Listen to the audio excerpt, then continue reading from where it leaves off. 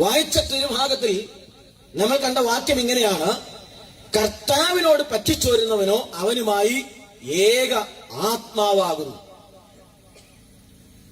അപ്പൊ ക്രിസ്തുവുമായി പറ്റിച്ചേർന്നാൽ, ക്രിസ്തുവുമായി നാം ഒരുമിച്ചാൽ, ഒറ്റവാക്കിൽ നമ്മുടെ പാരമ്പര്യ പ്രയോഗത്തിൽ പറഞ്ഞാൽ, നാം ക്രിസ്ത്യാനി ആയാൽ നാം എന്തായി മാറി? ഏകാത്മാവായി മാറി.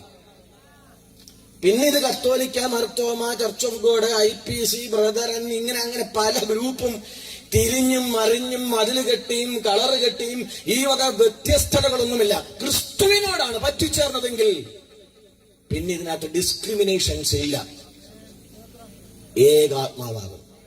അതുകൊണ്ട് തന്നെ ഈ രാത്രി ഞങ്ങളുടെ ഈ ശബ്ദപരിധിയിൽ കേൾക്കുന്ന ഏവരോടും ഞങ്ങൾ പറയാൻ ആഗ്രഹിക്കുന്ന കാര്യം, ക്രിസ്തുവുമായി ഒരു ബന്ധത്തിലേക്ക് ഈ രാത്രിയിൽ ഞങ്ങളുടെ ഏതെങ്കിലും വാക്കുകൾ നിങ്ങളെ ആകർഷിക്കുന്നെങ്കിൽ, അങ്ങനെ ക്രിസ്തുവുമായി ചേരുന്ന നിങ്ങൾ, അഥവാ ക്രിസ്തു മാർഗത്തിൽ നടക്കാൻ ആഗ്രഹിക്കുന്ന നിങ്ങൾ, ഏതെങ്കിലും ഒരു സംഘടനയോടല്ല ചേരുന്നത്, ഏതെങ്കിലും ഒരു ഗ്രൂപ്പിനോടല്ല ചേരുന്നത്, ഏതെങ്കിലും ഒരു തത്വത്തോടല്ല ചേരുന്നത്, പകരം നിങ്ങൾ ക്രിസ്തുവുമായി ഏകാത്മാവായി മാറുക എന്ന് പറയുന്ന ഒരു ആത്മീയ തത്വത്തിലേക്കാണ് ചേരുന്നത്. കർത്താവിനോട് ചേരുന്നവർ അവനുമായി ഏകാത്മാവായി മാറുന്നു. ചേരുക എന്ന വാക്കിനെ ഒന്ന് മനസ്സിലാകാൻ വേണ്ടി ബൈബിളിൽ പറഞ്ഞിരിക്കുന്ന പല പരാമർശങ്ങളുണ്ട്. ഞാൻ നിങ്ങളുടെ അണ്ടർസ്റ്റാൻഡിങ്ങിലേക്ക് ഒരു കാര്യം പറയാം. ദൈവം മനുഷ്യനെ ആണും പെണ്ണുമായി സൃഷ്ടിച്ചു. ആദമിന് ദൈവം ഒരു തക്ക തുണയായി ഹവ്വയെ കൊടുത്തു. ഹവ്വയെ തന്നെ സ്വന്തമായി മനസ്സിലാക്കിയ ആദം അവളുമായി ചേരുന്നതിനെ കുറിച്ച് ബൈബിൾ പറഞ്ഞിരിക്കുന്നത്, പുരുഷൻ സ്ത്രീയോട് ചേരുന്നു. അടുത്ത വാക്ക് ഇങ്ങനെയാണ്: അവർ ഇരുവരും ഏകദേഹമായി തീരുന്നു. അപ്പൊ ഭർത്താവ് ഭാര്യയോട് ചേരുന്നതിനെ ബൈബിൾ വിവക്ഷിക്കുന്നത് ഇങ്ങനെയാണ്: ഏകദേഹമായി മാറുന്നു.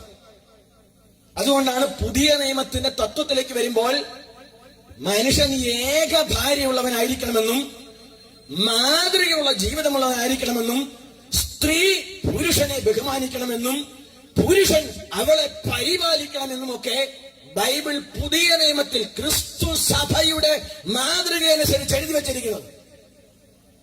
കാരണം ഇവർ ഏകദേഹമായി തീരുന്നു.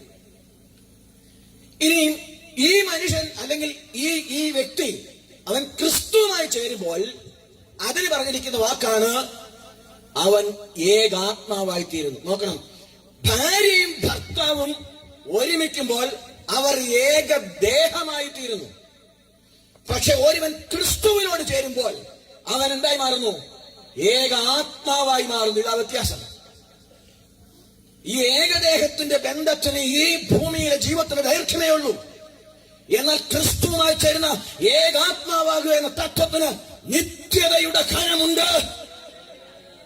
മരിച്ചു മൺമറിഞ്ഞ് പേട്ടയിൽ വെച്ച് അതിനകത്തൊരു റീത്തും വെച്ച് ഭാര്യ കരഞ്ഞുകൂകി വിളിച്ചയ്യോ എന്റെ ചാച്ചനെ കൊണ്ടുപോകരുതെന്ന് പറഞ്ഞു. പക്ഷേ അവിടുന്ന് എല്ലാവരും കൂടെ ആശ്വസിപ്പിച്ച് അവളെ മാറ്റി നിർത്തി അവനെ കൊണ്ട് കുഴിയിൽ വെച്ച് ഏതാനും മിനിറ്റുകളോ മണിക്കൂറുകളോ ദിവസങ്ങളോ കഴിയുമ്പോൾ അവിടെ സങ്കടം തീരും.